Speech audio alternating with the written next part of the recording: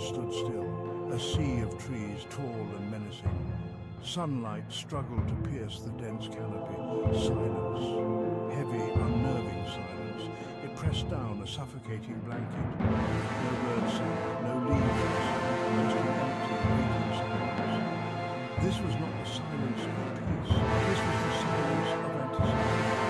The silence of something ancient and hungry. Something that watched from the shadows. Something that waited for a chance to strike.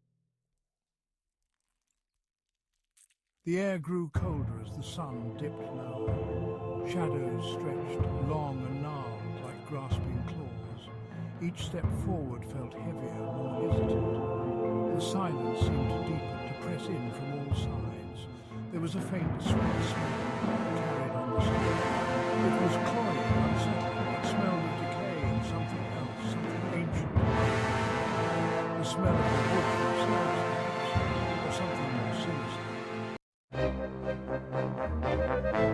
His name was Fowler Arrows.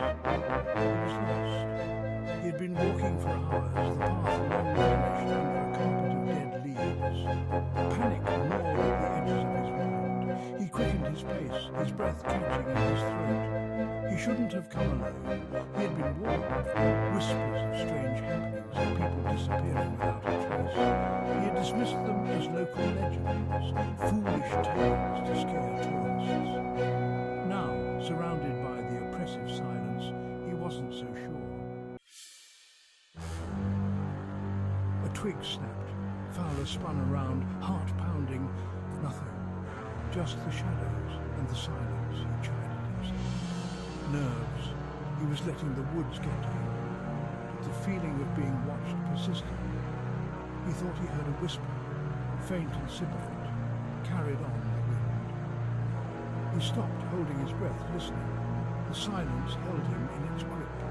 Then another whisper, closer this time, a low, guttural sound devoid of any human inflection. Fear coiled in his stomach, cold and tight. Section 5, Eyes in the Darkness. He pressed on, desperate to escape the oppressive silence, the unseen eyes he felt boring into him. The trees seemed to close in around him, their branches like skeletal fingers reaching out to touch him. The sweet, cloying smell intensified. It was suffocating now. He stumbled, his foot catching on a root hidden beneath the leaves. He fell, the breath knocked out of him. As he lay there gasping for air, he saw them, eyes, glowing yellow eyes, peering at him from the darkness between the trees. He scrambled back, scrambling to his feet. He had to get out of the woods. Had to get away from the eyes, from the suffocating silence. He ran blindly, desperately, branches whipping at his face, tearing at his clothes.